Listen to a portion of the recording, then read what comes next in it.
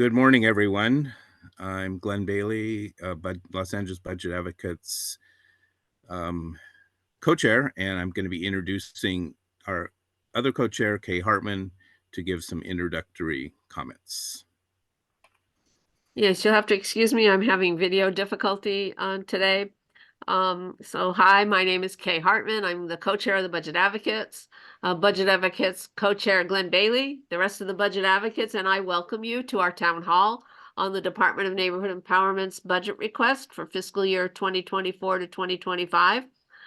We will know on or before April 22nd which of the budget items requested are included in the budget when the mayor releases her budget for the next fiscal year. The Budget Advocates are happy to welcome Bonk Commissioners Len Schaefer and Doug Eberhardt to this town hall. Budget Advocates shared the questions that were submitted by you with the department. You will find them as part of the presentation.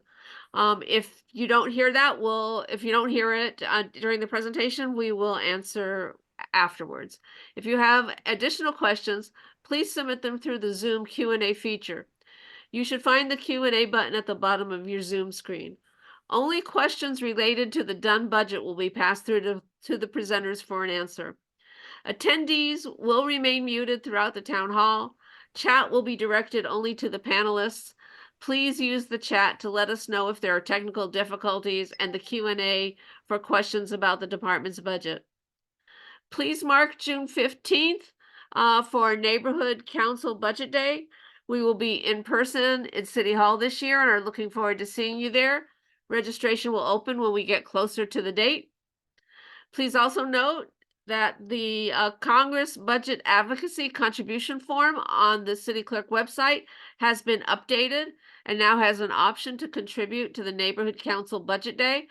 This option will be used to fund Budget Day and other Budget Advocates expenses.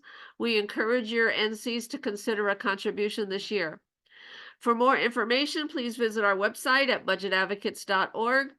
Thank you for being here and spending your Saturday with us.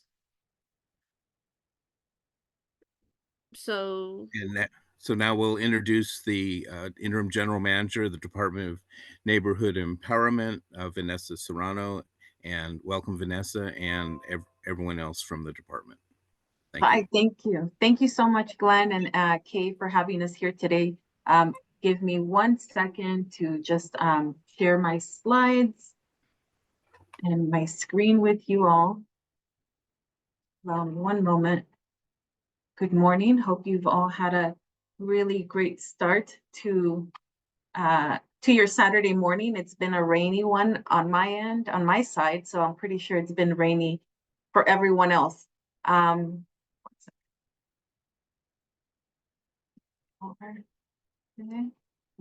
this there, this over here.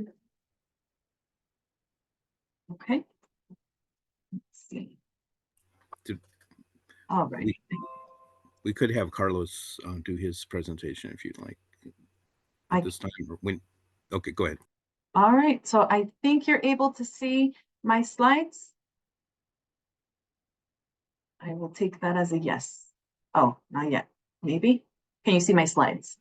Yes. Yes. All right, perfect. Thank you so much. All right.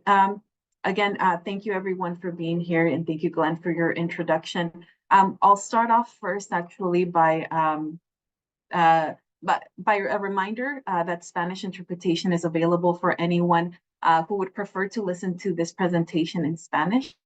If you allow a moment for that. Buenos días, mi nombre es Vanessa Serrano. Soy la gerente del departamento de que apoya los concilios vecinales, disculpe. Y para miembros de la comunidad que se unen a esta junta el día de hoy, gracias por estar aquí. Esta presentación será dada en inglés, y si prefiere escucharla en español, por favor seleccione el globo mundial debajo de la pantalla de Zoom y seleccione el idioma preferido. Muchas gracias por estar aquí. All right, so we'll go ahead and get started. Like I said earlier, good morning, everyone. My name is Vanessa Serrano. I'm the Interim General Manager for the Department of Neighborhood Empowerment, also known as Empowerla, which you'll see it titled in our budget presentation slides. I'd like to start off by thanking the Neighborhood Council Budget Advocates for creating this space and inviting our department to come in and present our department's budget for fiscal year 2024-2025. Thank you to all of the Neighborhood Council board members and the stakeholders that are here joining us today to hear more about our department's budget proposal and to learn more about how you can get involved in the budget process. I'd also like to kind of take a moment to thank the Board of Neighborhood Commissioners that are joining us here today. We're happy to have them on the call and happy to have their participation. So there will be some questions portion, like Glenn mentioned earlier today at the end of this presentation.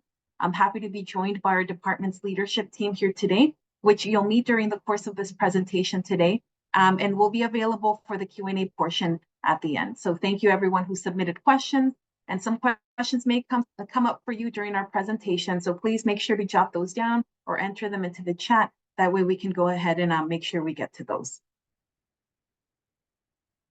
All right, moving on to the next slide. It's important, I think, for me to begin and first start telling you a little bit about our department. Our department, as many of you probably on the call already know, supports the city's neighborhood council system. We're not the only department in the city that works with neighborhood councils, but we do serve as a primary support to the 99 neighborhood councils across the city. Other departments that neighborhood councils will regularly interact with will be one, the Office of the City Clerk. Of course, as you know, through the Neighborhood Council Funding Division, which administers the Neighborhood Council's funding. I think the allocation of $32,000 this current fiscal year we're in, that is administered through their department. And also the Elections Division, who administers neighborhood council elections. We're getting ready to bring them back on board as they begin preparations for the election season that will take place in 2025. So you'll begin to see their staff a lot more and interacting with you at your neighborhood council meetings or at some meetings that they may schedule and invite you. Another department that works very closely with the neighborhood council system is the Office of the City Attorney through the Neighborhood Council Advice Division. They have a team of city attorneys that provides advice and guidance to the neighborhood councils on legal matters and also potential conflict of interest matters that are individual board members might need some help with. So those are other offices that you probably work with very closely. But here today, we're here to present to you our own department's budget that will support the services that we provide to neighborhood councils. I'll briefly go over our department's mission, which is to empower and inspire civic engagement and participation in local government through the neighborhood council system. We believe that if there's more engagement and more participation from people in local government, then there's going to be more response from our local government that will meet the needs of our communities. So we work towards this every day. Our vision of promoting the neighborhood council system as an essential part of civic engagement and inclusive participation in the city's government. So we continue to work towards a city where every community member knows that they can actively participate in the vision of their neighborhood and the future of our city through the neighborhood council system. I think it's important for us to continue to work with this in mind, and also for neighborhood councils that join their neighborhood councils, and neighborhood council board members that join their neighborhood council system, that they know that this is our department's mission and vision, and how we show up to the work that we're doing every day. I'll share with you a little bit about our guiding mantras or the values that we hold. You can see them on screen. So our values are to support the neighborhood council's achievement in their charter-driven mission to enroll in civic engagement, to embrace diversity, embrace equity and inclusion. We embrace the complexities and variance of the neighborhood council system by supporting their individual and collective range of competencies. So this means kind of meeting neighborhood councils where they are and providing support to them at the levels that will help them grow and thrive. We value the advance and operational self-sustainability of neighborhood councils by leveraging learning and insights system-wide and appropriately resourcing the departments to address and identify needs. We want to make sure that neighborhood councils are more self-sufficient by sharing what works well and giving them the resources that they need to address the problems that they encountered through the course of their term in office.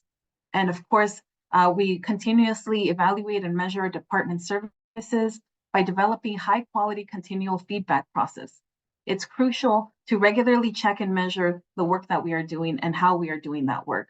If we can set up good feedback systems, we can make sure that we're always improving and giving people the best service possible so that they can continue doing the work that they signed up for when they decided to run for a neighborhood council seat. I'll go over briefly our department's operations. There are 6 divisions within our own department. You see them listed here. Each of these divisions are led by a director, and our division directors are in charge with planning and overseeing the goals and objectives of each of their divisions. They each also supervise staff, guiding them through the work of providing direct neighborhood council support to the not only to the neighborhood councils that they're assigned to support, but also to any person that walks in through our doors or any person that calls our office. The director oversees that staff member and making sure that we are always providing good customer service, that we're always connecting them to the neighborhood councils, and that we're always well informed of what's going on in the city or can find the information for them. So I'm going to invite each of our division directors to come on camera as their division comes up and tell you a little bit more about the work that they're doing. I'll first invite our Director of Civic Leadership, Atsiri Camarena. Good morning. Thank you, Vanessa, for this. Good morning. My name is Atsiri Camarena. I am the Director of Civic Leadership. And of course, our division's mission is to provide neighborhood council leaders with the knowledge, skills, resources to be the change through civic leadership and providing tools and trainings that the neighborhood council leaders have the fundamentals to assess to their communities. Through our division, we have compiled Brown Act training in partnership with the NCAT division, which is our city attorneys. We have done the onboarding series for those incoming after elections to provide them the tools and provide them the tools in order for them to be successful so far. We are actually developing right now how-to guides for each neighborhood council to have a quick guided sheets in order for them to be able to have really good meetings and provide some essential tools and guidance on developing some of their outreach components as well as their meeting developments. We also have the Robert's Rules Made Simple program, which allows the neighborhood councils to have access to it 24/7 in order for them to access meeting agenda items, amendments, and other resources so that it is accessible to all neighborhood councils. In the process of it as well, we developed a meet and greet, which was an event that allowed for all neighborhood councils to meet each department that partners up with the neighborhood council, such as the NCAT division, city clerk funding team, the commissioners, and as well as we had a guest speaker, Councilwoman Imelda Padilla. This following week, we will be having a women's leadership event, which is also under the preview of the civic leadership team, where we will highlight some of the work that neighborhood council leaders have been providing throughout the years. And then we're happy to announce that in the summer, we are also working with the Civic U, with the Pat Brown and Cal State Institute in order to develop additional trainings and resources in person with the neighborhood council system. So there's a lot of developments coming on behalf of the Civic Leadership Department and developing a lot of resources for neighborhood councils to utilize in order for them to be successful. Thank you, Atsiri. I'll move on and I'll introduce actually our policy and government relations. Thomas Sung, he is joining us on the call, but he might not be able to unmute or come on camera, but he's here today. He leads our policy and government relations. As you see their mission statement here, they develop and advance the neighborhood council system through legislative advocacy and collaboration with other elected offices and then within the city. This division advocates for the neighborhood council and the city's legislative process. And we also work to educate neighborhood councils on understanding and learning how they can keep track of what's moving throughout the city council and its committees and how they can participate in that process. They also collaborate with all of our other divisions. I think most recently was with our civic leadership division in bringing a training on bylaws, on community impact statements, on which included a walkthrough of the council management system so that neighborhood councils are aware of how they can search for council files currently within the city on topics that matter to them, so that they can take that information back to their board and begin to begin to identify how they can address the issues that are affecting their neighborhood through community impact statements and getting them to City Council for their review. I'll invite our Director of Awareness and Engagement, Marilu Camarena. I'm sorry, Marilu Guevara, excuse me, Marilu, to come on camera. It's okay. Thank you. Good morning, everyone. I have the joy of leading the Awareness and Engagement Division. Our mission statement for the A&E division is to connect communities throughout Los Angeles to the neighborhood council system. And we do this by direct public engagement programs, awareness messaging campaigns, strategic community partnerships, civic participation, and of course, neighborhood council elections.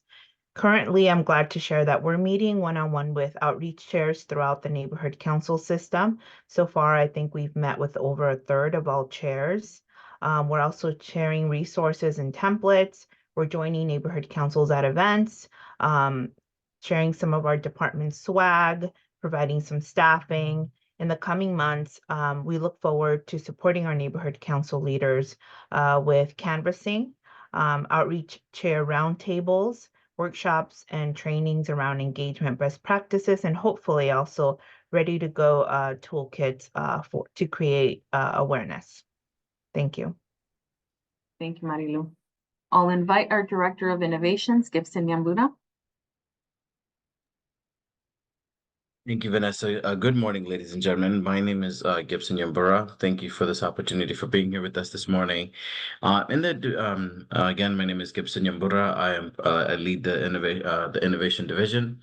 I think one thing just kind of touching base in the innovation division is we advocate for the public involvement of neighborhood councils in data-driven practices, utilizing publicly available research tools. So through such engagement, we're aiming to amplify civic engagement, promote social justice, and ensure equity and foster expertise.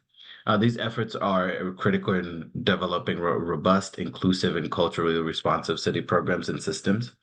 We recognize in today's world where technology and data profoundly influence our everyday lives, we at the department are committed to leveraging these resources to enhance civic engagement within the neighborhood council system, recognizing that the key in success lies in making technology accessible, digestible, and straightforward for Angelenos eager to participate in civic activities.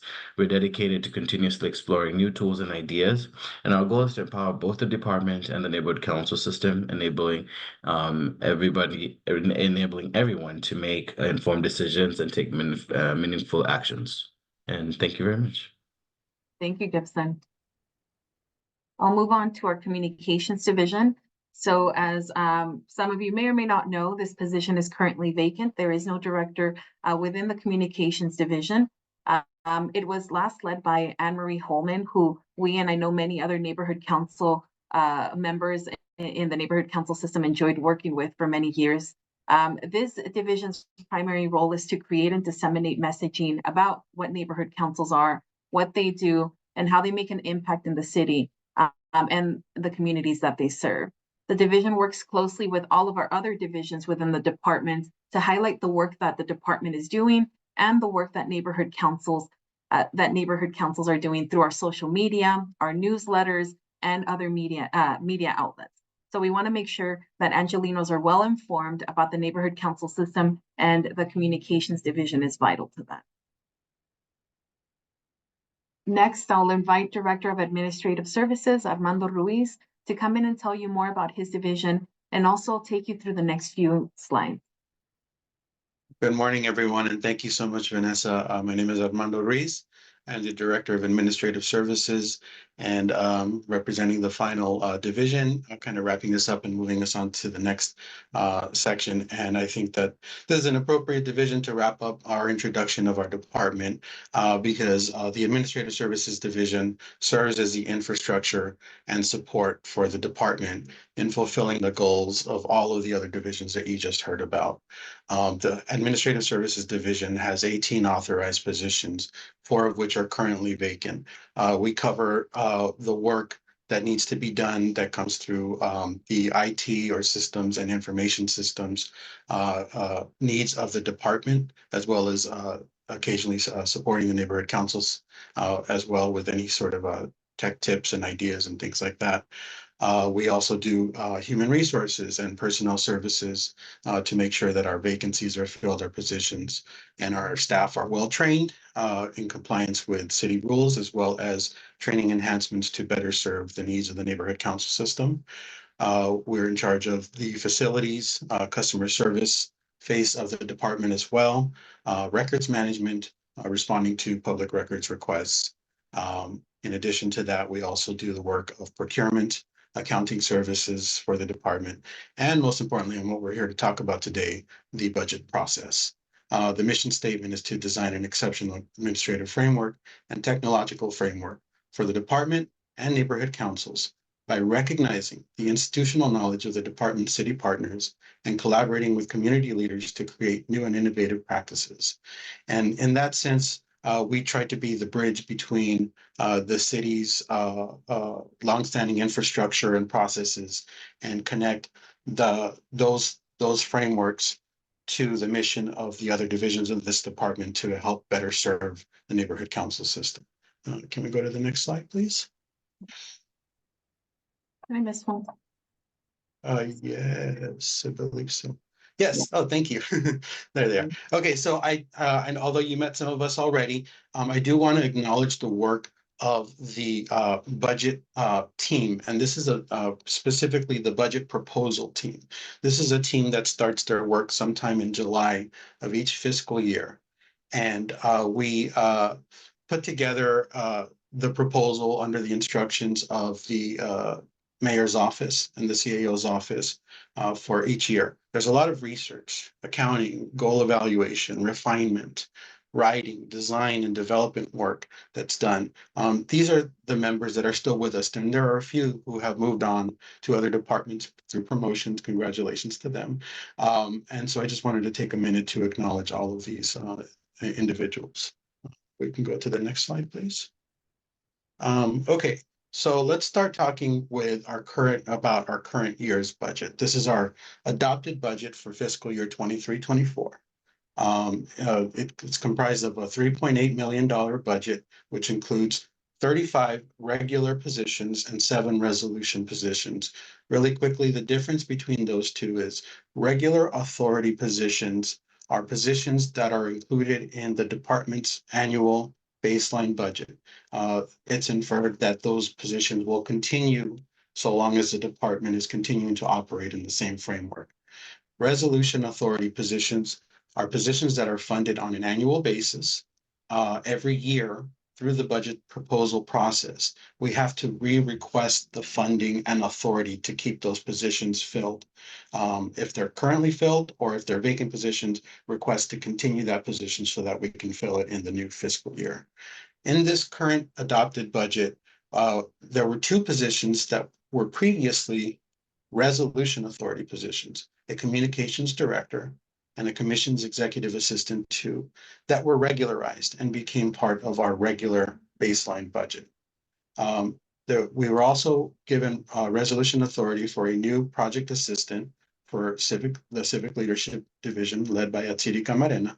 We were provided funding for results-based accountability training, funding for the youth conference event, and funding for the women's leadership event, which is coming up soon. Funding for a new systems analyst for the administrative services division, funding to provide an update to our website and the Cornerstone training portal, which serves the neighborhood council board members, funding for a new chief management analyst and a senior management analyst whose funding was also continued. I will stop again to pause and once again stress the department's budget does not contain the funding appropriations for each of the neighborhood councils.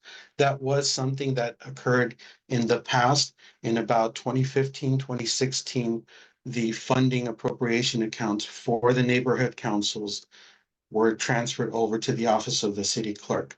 So they are part of the city clerk's budget. Okay, next slide, please. We are given every year instructions from the mayor's office that provide what sort of themes or emphasis we're going to look for when we prepare our budget proposal. Okay, these are guidance for the direction that the individual proposals should be structured. We always focus on our core services, but we try and define how there might be interconnections between these themes that are listed here and our own operations. So it can vary from from year to year. The mayor's office may change the budgetary themes from one year to another, responding to what's going on in the city, what's going on in the world, or to kind of represent a new mayor that may have come on board, Mayor Bass, for example. These are her themes: providing outstanding services for residents and businesses, implementing strategies to end homelessness and expand housing access, preventing crime and interrupting cycles of violence, advancing environmental justice, sustainability, and climate change mitigations, and institutionalizing equity principles to expand opportunities for Angelenos. Our department's proposal outlined most significantly the first of those, providing outstanding services for residents and businesses, but also touching in several ways the homelessness strategies, the equity principles, and even some environmental justice through the neighborhood council activities as well. Next slide, please. Okay. First, I'm going to break down the actual budget proposal that we submitted back in November of 2023 based on those budget themes, as well as our goals and our understanding of the instructions that were provided. We will be providing a PDF of this presentation. It will be posted on the Budget Advocates website. It is also available on our website, empowerla.org. And it's right on the front homepage, the scrolling banner. If you scroll to the right, you'll see access to get the copy of this budget proposal. Our proposal back in November included a baseline funding of $3.3 million and continuation funding of $438,000, which, like I mentioned, had to do with those resolution authority positions and funding that was tied to previous year activities. We were requesting election funding in the amount of $750,000 to do outreach during this upcoming election season. Event funding for the various events that we do either in collaboration with or on behalf of the neighborhood councils or neighborhood council system. We requested 23 new positions, salaries totaling just under $1 million. Requesting upgrades to two particular positions. We requested city emails, funding for city to provide emails for the neighborhood councils for $153,000. We also requested the development of a new team, the language access records and PRA's team, combining some of the work that we've already been doing into a more formalized structure, an efficient way of responding to those needs. We requested accessibility services funding, multilingual media and multilingual PR vendor funding, communications printing services funding, and AI enhanced accessibility translation pilot program funding. Next slide, please. Oops. So that was once again, back in November. What has happened since then? Well, this year has been pretty interesting and unique. So just to give you a little bit, in terms of our department, we were able to bring on 5 new staff members. But like I mentioned earlier, we have lost 3 positions because employees promoted to other departments. So congratulations to them. We're currently dealing with 6 vacancies in the department. While this was happening and we were working to fill these positions, presentations and things started coming out from the CAO's office and the Budget and Finance Committee. Citywide, there were discussions about anticipated shortfalls in the city's revenue. This led to, in early March, the implementation a recommendation from the city administrative officer to the Budget and Finance Committee to implement what is called prioritized critical hiring. Now, there's a council file that's linked there for anyone that's interested, and you'll be able to click on that link once this presentation is provided to take you to the documents that have to do with this critical hiring process.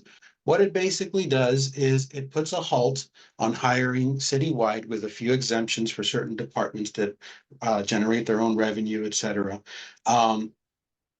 Every position vacancy needs to go through an additional review before it's approved to be filled.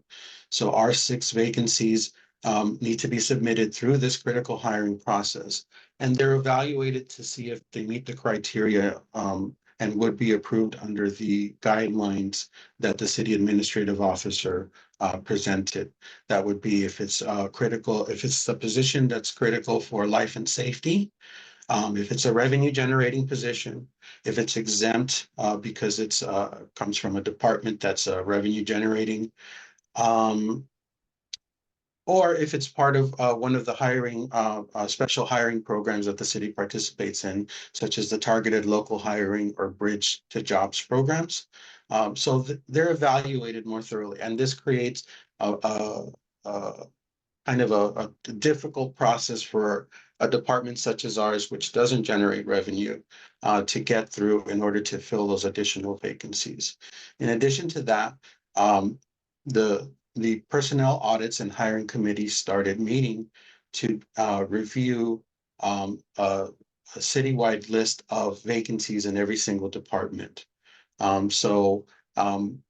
Just this week alone, they had a meeting to meet with certain departments to discuss their particular vacancies. They're trying to address this shortfall in revenue and overspending that is happening with some other departments, not ours.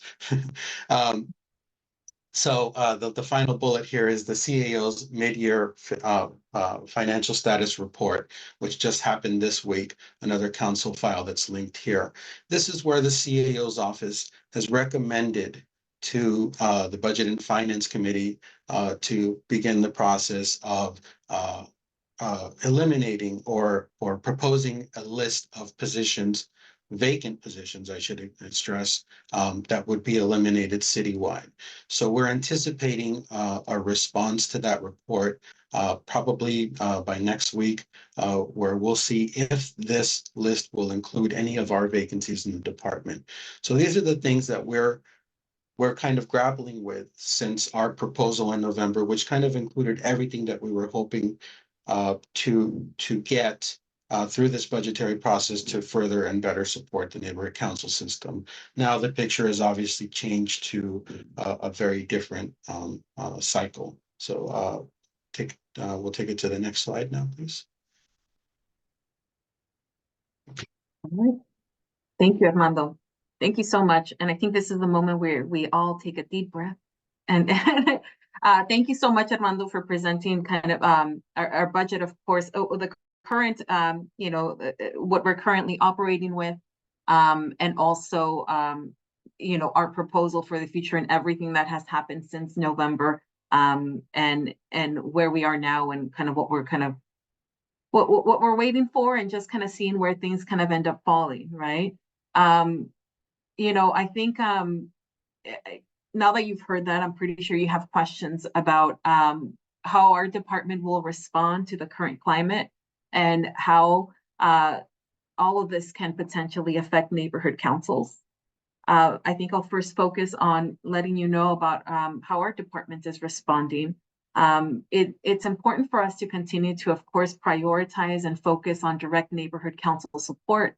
That means the direct support we provide by attending your meetings and providing in-meeting support, making sure that there's staff to do that, being available to work through complicated situations with you ahead of your neighborhood council meetings, which could look like anything about having conversations with you and supporting you on learning something new that might be coming up for your neighborhood council, connecting you with other city departments, to make sure that you're connected to the correct person to address the questions or the issues that you might have.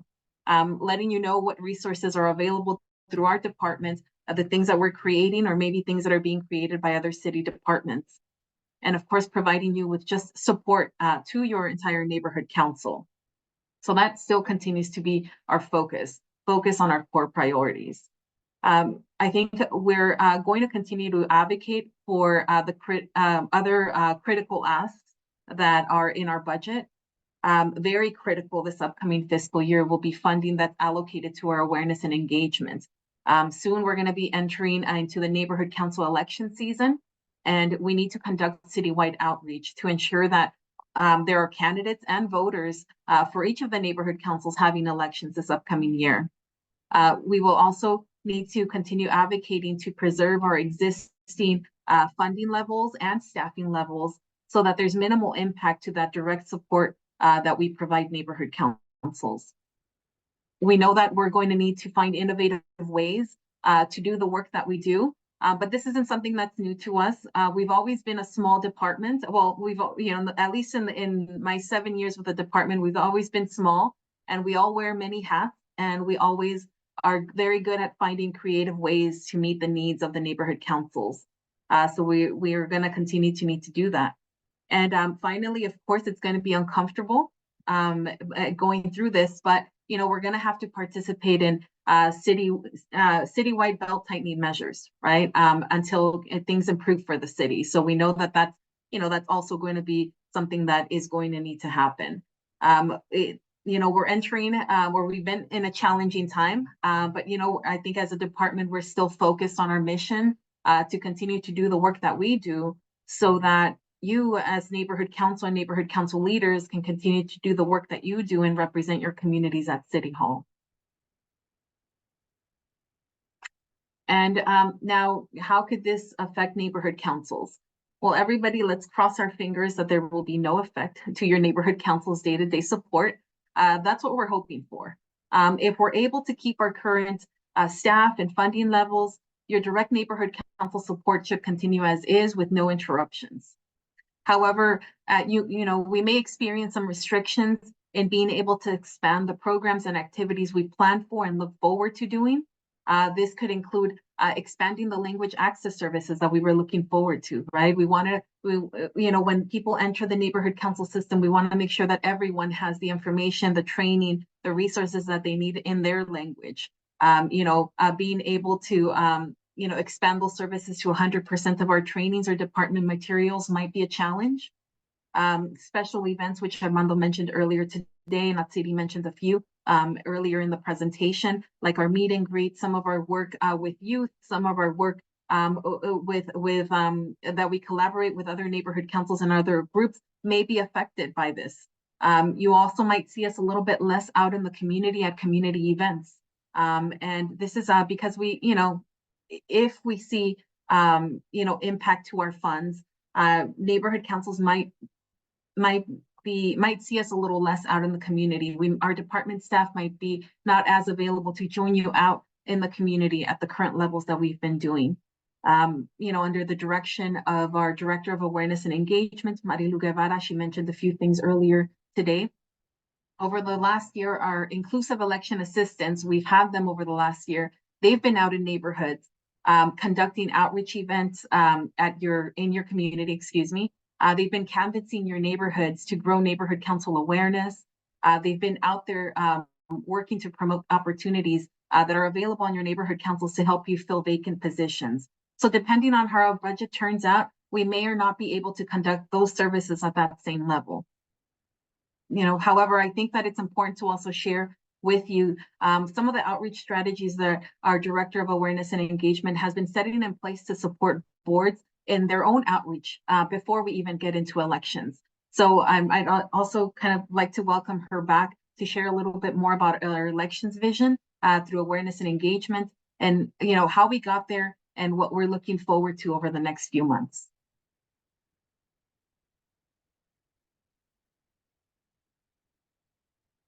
Thank you, General Manager Serrano. Our 2024-25 Neighborhood Council election proposed budget goal is successful elections because of an increase in engagement that translates to more candidates, voters, and long-term neighborhood council awareness. You can read our election program request on page 149 of our department's budget proposal to see the breakdown of our $750,000 ask. Today I'm here just to kind of provide broad strokes on our guiding vision that influences our election strategy, which is first and foremost shaped by the Empowerla awareness and engagement survey. The most frequent concern we receive from neighborhood council leaders, stakeholders, when we're out in the community is that Angelenos do not know about the neighborhood council system. As a result, the problem that we seek to address, and we see an opportunity with NC elections, is low participation of eligible stakeholders, not only in the election process, but also in attendance to neighborhood council board meetings. This includes, we see this as a result of having too few candidates, low to no voter turnout during election cycles for many neighborhood councils. As you may remember, more than 8,500 LA residents responded to the Empowerla A&E survey, with 27% of the respondents stating that they've never heard of a neighborhood council at all. And another 33% had heard of them, but never attended a meeting, never participated. While this is obviously a small sample, our biggest objective is to do outreach to those who have never heard of, have never engaged with their local neighborhood council. Second, our equity plan. If you read our proposal, you see it weaved into a lot of our different requests. For our division specifically, we use the city administrative office's MADE equity index tool, which is linked in the budget itself. And through it, we learned that about 47 of the 99 neighborhood councils are in communities with high or very high equity scores, meaning that there's inequity due to high needs, severe lack of opportunity, a legacy of inequities, higher density, language barriers, and housing instability. Of the 47 neighborhood councils serving those communities in very high or high lack of opportunity areas, 25 did not have elections in one of the last 3 election cycles. 9 of those 24 did not have elections in 2 or more of the last 3 election cycles. And of the 99 neighborhood councils citywide, 4 did not have elections at all during the past 3 election cycles, including 2 NCs, which rank very high on the equity index score. So as you can see, we're using data. So why is this important? Elections pose an opportunity for us to strengthen the outreach capacity of neighborhood councils by promoting the great work that they're doing, increasing attendance at meetings, and obviously filling board vacancies. The neighborhood council board meetings, as you know, are increasingly becoming spaces where individuals come to seek solutions to their community challenges. Neighborhood councils create opportunities for community members to interface with municipal leaders, and they provide resources and inputs for Angelenos to be engaged in the long term. We see that value, you know that value. So using some of this equity data will empower us to meet the different needs of the diverse communities that exist and that you already know of in your neighborhood councils. Third, collaborative spirit. Our election strategy plan is robust, citywide, multi-level, and it includes engagement and awareness campaigns that empower communities to work towards connecting them to their local government. We can only accomplish this if we work together in collaboration with you, neighborhood council leaders, tap into the needs of our stakeholders, work with city departments and agencies, and obviously our community partners. Our department is continuously challenged with doing indirect engagement. To ameliorate this, we look forward to working in partnership with community-based organizations that have the framework, and I stress that, to engage hard-to-reach populations. We want to empower neighborhood council outreach leaders with trainings, resources, ideas via department-led outreach roundtables, and much more. We want to create ready-to-use awareness resources for neighborhood councils, city agencies, and departments so that they can become our election messengers and help us spread awareness. Our department wants to not only do a focused neighborhood council election awareness effort, but also at the same time do a citywide effort, because individual neighborhood councils sometimes do not have the capacity or funding to realize this. This includes large-scale election messaging and promotion. Also, another guiding principle is strategically inclusive and being strategically inclusive and responsive. Election management should be strategically inclusive and be responsive to the needs of our 99 different neighborhood councils and communities that they exist in order to be effective. Throughout our city, neighborhoods have different language needs. There's density and geography that pose challenges to direct messaging from you and from us. Many of our communities have legacy of low levels of participation and resources, and they may already feel unrepresented. Our department is driven by the vision to reach these hard-to-reach communities, craft messaging that's in language about the issues that matter to them. Our goal ultimately is to connect them to the neighborhood council system. And obviously, innovation, thinking outside the box, using lessons learned from past elections, data, metrics, feedback from neighborhood council leaders to guide how we move forward. We have to be creative to do our best to reach 4 million people in our city. The budget proposal is our blueprint on the how, but a lot of the intricacies and the whys will be a result of our responsive and strategic plan. So I look forward to meeting many of you that are part of our neighborhood councils. If you're joining us today and you're not, please head over to empowerla.org. I've been already meeting one-on-one with outreach chairs across the neighborhood council system. Please reach out to me. I'm very reachable. I would gladly schedule some time to hear about how we can ensure that our 2025 elections are our most successful yet. And thank you for joining us today. Thank you. Thank you so much, Marilu, for your overview, and thank you to all the neighborhood council that have already taken her up and met with her one-on-one. We're still, continuing to remind everyone she is a really important resource. Our staff is an important resource, and we're hoping that you just continue to connect with us. I'll invite our Director of Administrative Services, Armando Ruiz, to come back on and just kind of take us over the city budget timeline and kind of next steps. Thank you once again. So we've already had a deep discussion, and you may recognize some of these steps. This is the handy little timeline that kind of shows the timeline for the budgetary process.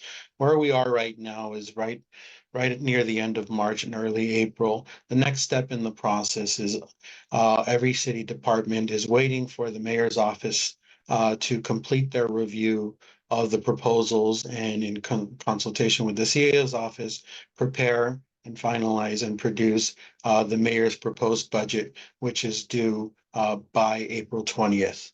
Once that is released, the City Council Budget and Finance Committee will begin to schedule public hearings to discuss the budget.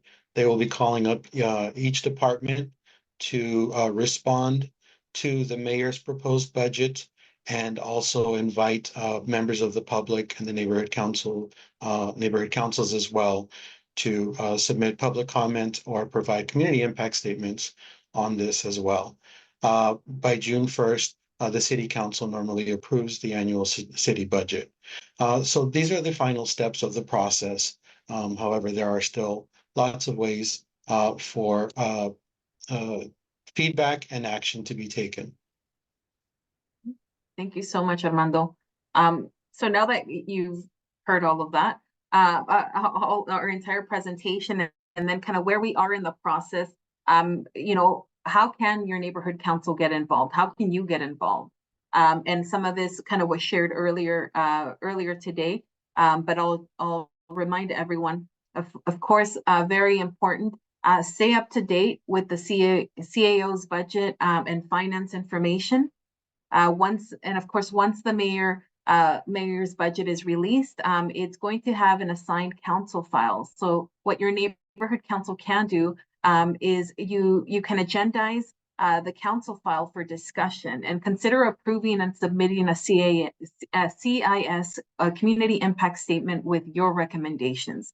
Your neighborhood council can submit recommendations on our budget, which was presented with you for you today and is available on our website. Or you can also, and you can also submit recommendations on other city department budgets if you like to do that also.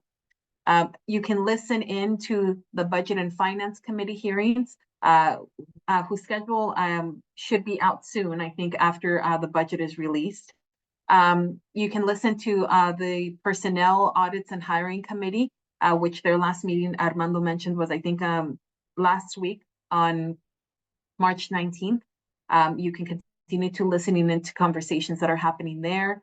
You can stay updated with the CAO's budget and finance information posted on the link in this PowerPoint presentation that will be shared on the Budget Advocates website soon after. And of course, you can review the City Controller's financial data available through the city's open data portal. And I think we're gonna, Armando mentioned this point earlier before, but I'll mention it again. You know, we want to remind everyone, and we often receive questions or requests to increase neighborhood council budgets. And we want to remind everyone that neighborhood council funding appropriations is a part of the city clerk's budget. So that is where you should be looking for information on how much funding is appropriated to individual neighborhood councils. So just want to make sure to remind everyone about that. And I think we're now at our question portion. So thank you, everyone. And I'll invite our co-chairs back on.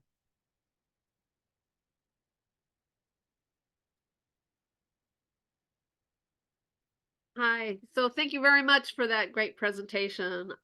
We have some questions that came in through registration that weren't touched on, so I'd like to start there. So one question is, how much funding is requested to adequately train NEAs on an ongoing basis?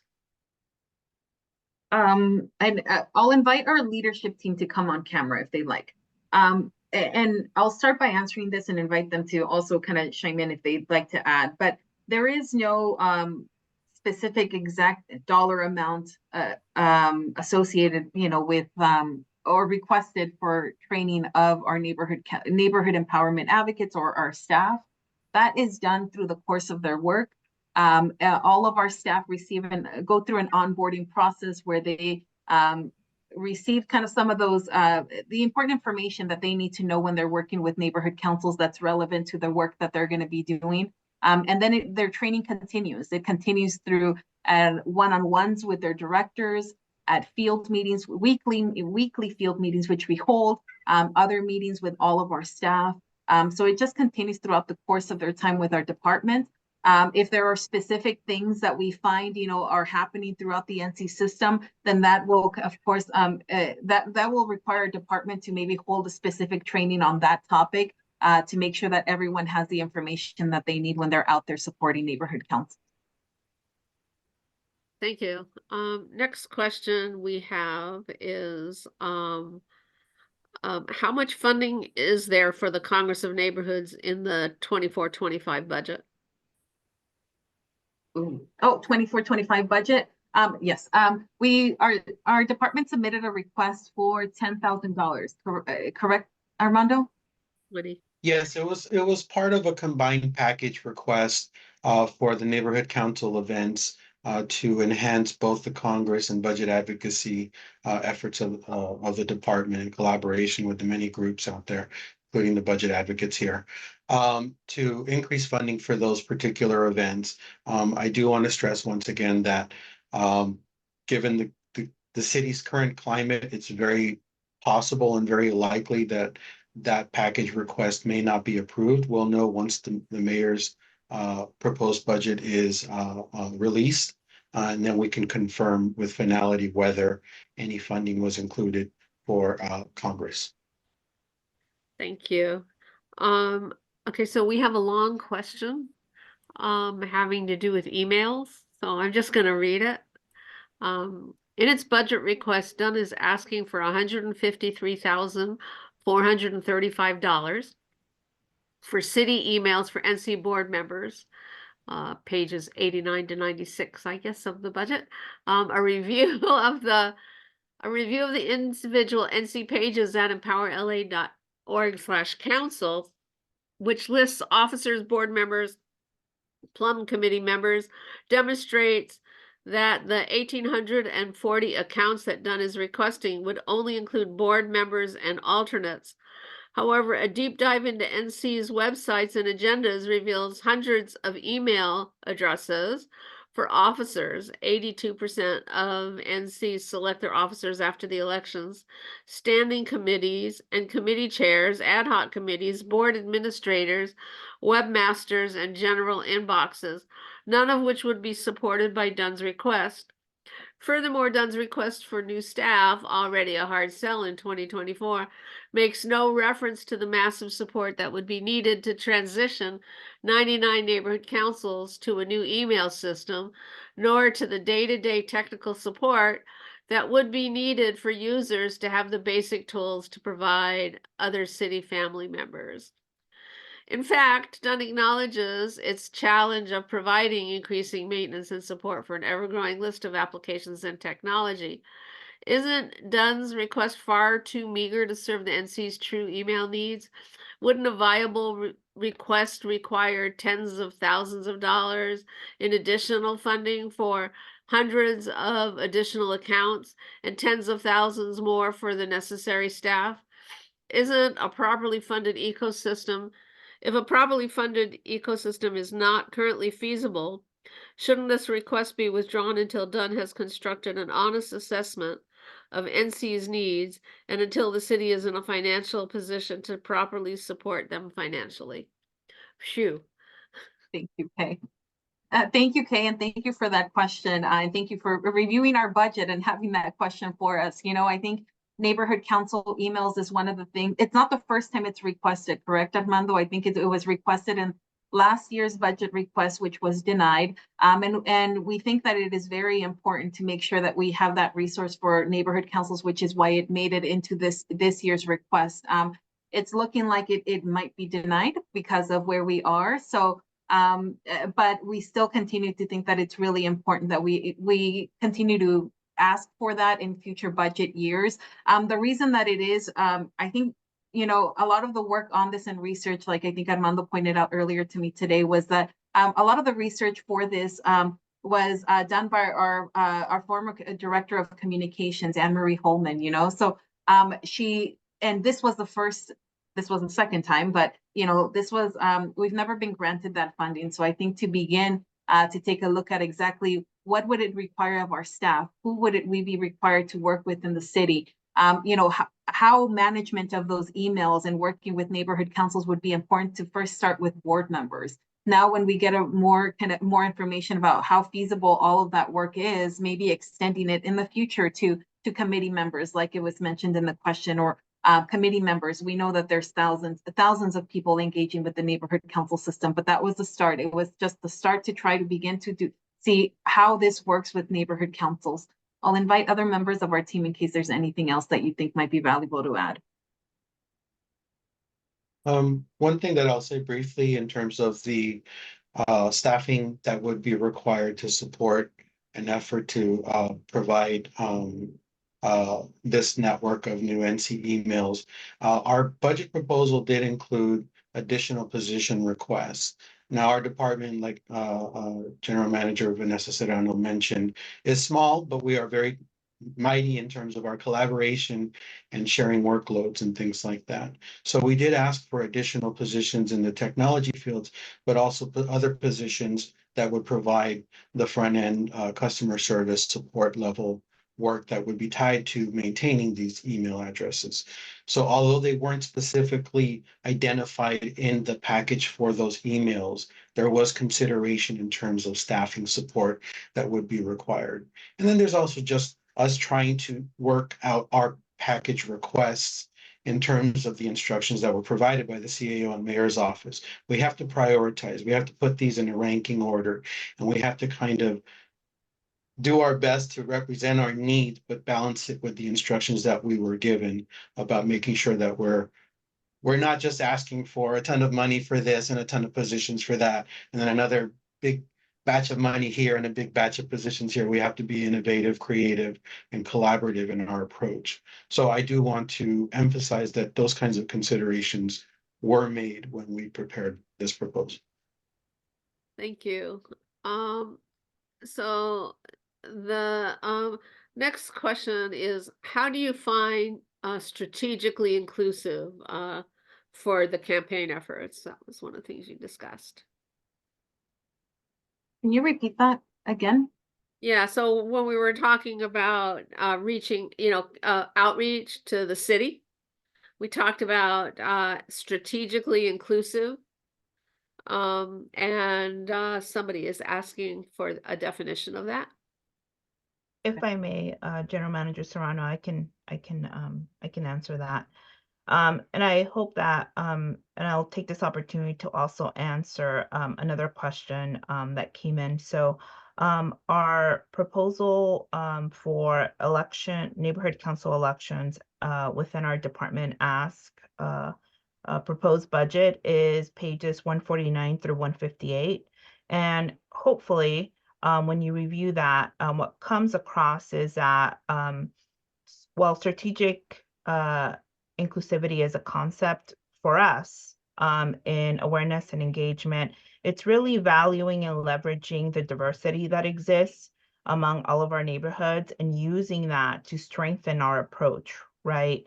As I explicitly said, so recognizing that there's language diversity, that there's density challenges, geographic challenges across some neighborhoods that make it hard for neighborhood council themselves to do outreach and to, reach individuals, but also the department and coming up with strategies on how we can be inclusive in all the messaging that we do and our outreach methods and our engagement, and take into consideration and value that diversity, but really create some methodology to do outreach that's successful.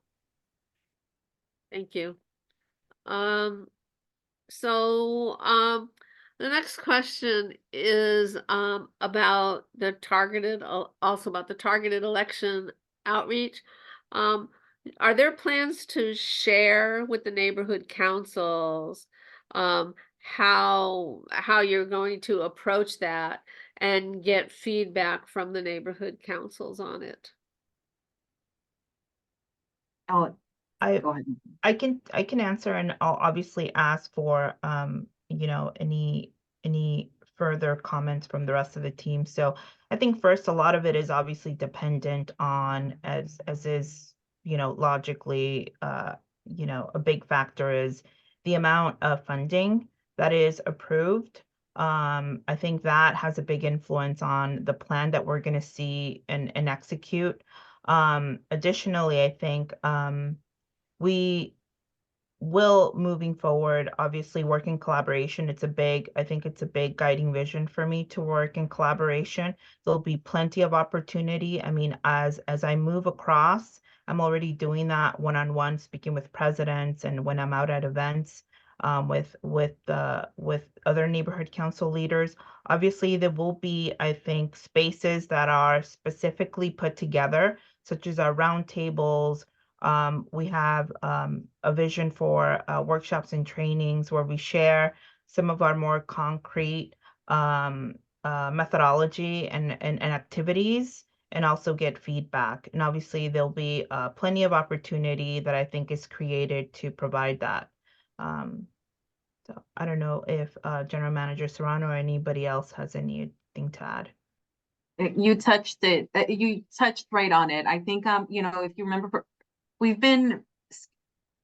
Marilu has been reaching out to all neighborhood councils and outreach chairs, because it's important that we meet during that one-on-one to begin discussing where your neighborhood council is. And in that, your neighborhood councils are also sharing who you regularly work with, who are your partners out in the community, which is really important information for us to collect as we begin to think about what strategies might work best for your neighborhood council. The regional meetings you just noted, it's important that we have participation from all neighborhood councils when it comes to your region, so that we get a better understanding of what, you know, what works for the region as a collective. So nothing else to add, just to emphasize that a lot of these meetings have already, we've already reached out, and we're going to continue to reach out if you know, if we haven't heard from your NC, because we do want to hear from your neighborhood council, and we do want to connect with the people who you know, who want to work with this, work with us on this. So while we're talking about connecting, so we received a statement that the connection needs to be with all neighborhood council board members regarding elections and not just the outreach chairs. Wasn't a question, I'm just. Sure, and I'll say that. I think we're in agreement. I think, you know, yes, we want to hear from everyone. I think a particular focus goes into outreach chairs. One, to make sure that and to strengthen their role on the neighborhood council, right? An effective and strong outreach chair, I think, has an impact on the rest of the neighborhood council board. But it's not, we don't have a, you know, tunnel vision. We know that ensuring and strengthening all neighborhood council leaders to be ambassadors for their own neighborhood councils is obviously key. Thank you. Thank you. So here's another question. How can we access accountability in past election efforts to engage Valley candidates and voters, specifically done orchestrated canvassing in the North Valley? This question asker said that there wasn't any in the North Valley in the last election.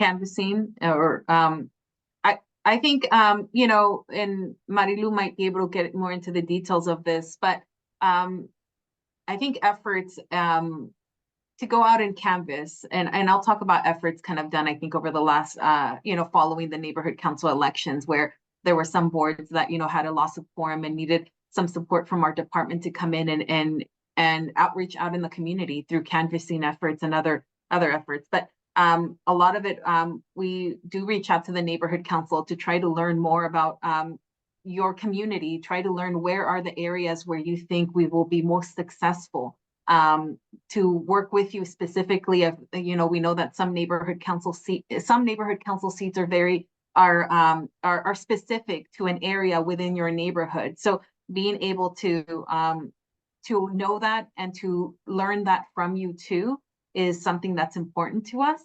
I don't know if there's anything else, Marilu, that you'd like to add. Sure. I think to be a bit more specific, and thank you, you know, I am aware, I've been, you know, in this position as director since July of 2023.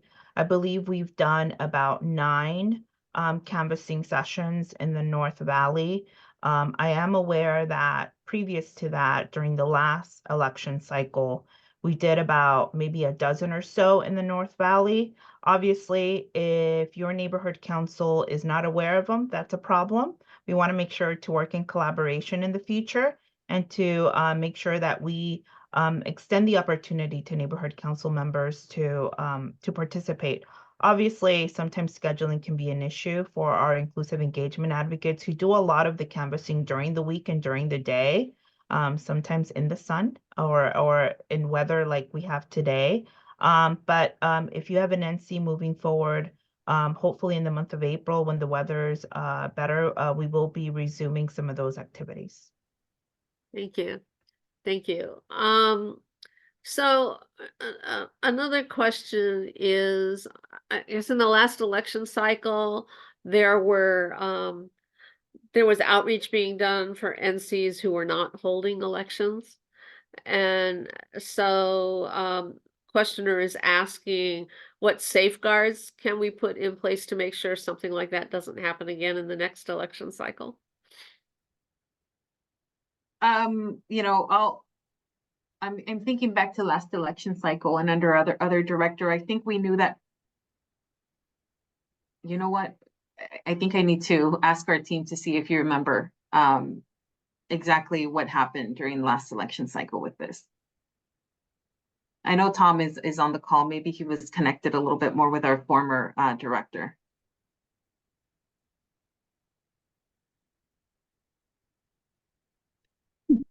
Hello, folks. Can you hear me? Yes. Yes. Okay. Hi, folks. I apologize for my audio and video being off. As you see, I'm not on Earth right now. My understanding, though, is that for the last election cycle, I think at that time, the objective of this engagement was, I think the thought was that although areas, I think the goal was to get candidates so we have contested elections. But for those that did not have elections, the idea was still that there still be vacancies to assist with getting those vacancies filled, right? Because the boards are being filled, but there's enough vacancies there. So I think that was one of the thinking behind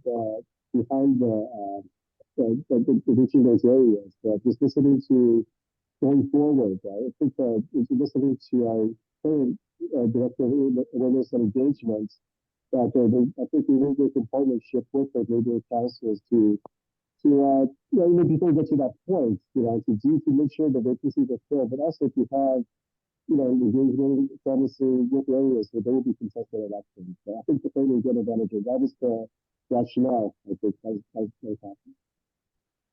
Thank you, Tom. You were muffled in that response, but I think I captured some of it. Thank you so much, Tom, for jumping on. I know you worked really closely with A&E during the transition.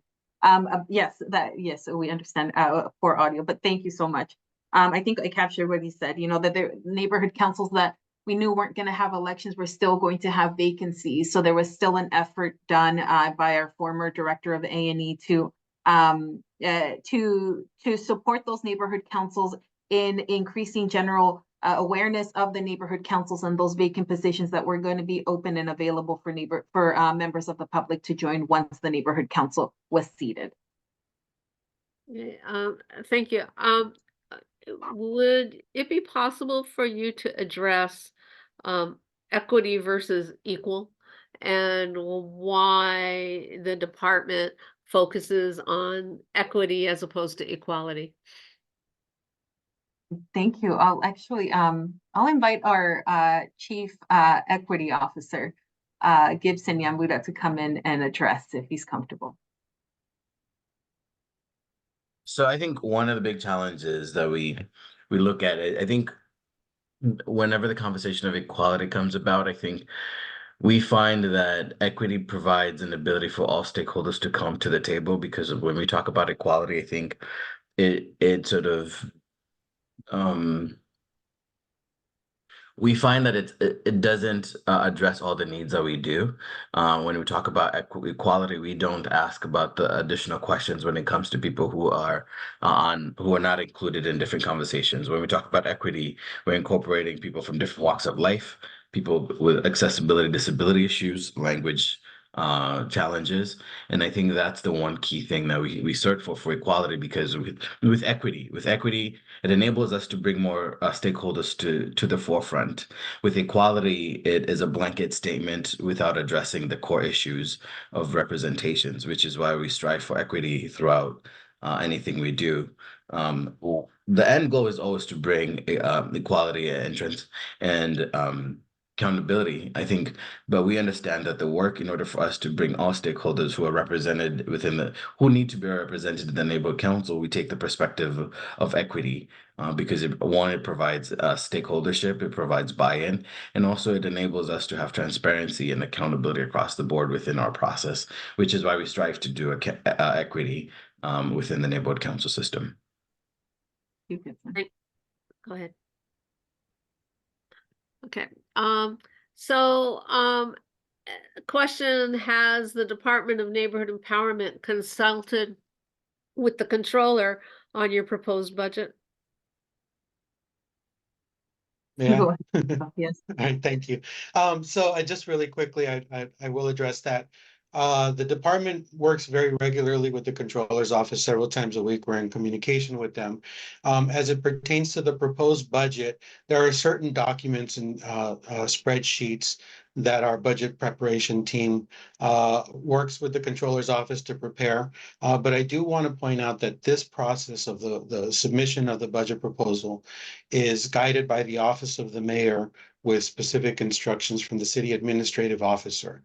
They are the controlling entities that work with each individual department on how to prepare the budget, how to submit it to make sure it's in compliance with their instructions. So they are the ones that review and consult and provide feedback on whether the proposals are in compliance. So the controller's office does not have a direct oversight role or consulting role in that particular process. Okay, thank you. Um, so someone is asking about there was a banner program that went through the city. I didn't see it here, but anyway, that's not a complaint. I don't know anything about it. Is the thing. Was that part of the budget? And how can we have more collaboration with the neighborhood councils when we're going to do something like that in their neighborhoods? I think this is our general awareness banners, right? Going out in the community. Marilu, I don't know if you want to talk a little bit about the process and how that's been moving through our department in the city. Yes, and thank you for the question. It's currently in process, and we hope to hopefully have them up. That's a campaign that's not focused on particular neighborhood councils, but rather a part of our citywide campaign to promote the neighborhood council system.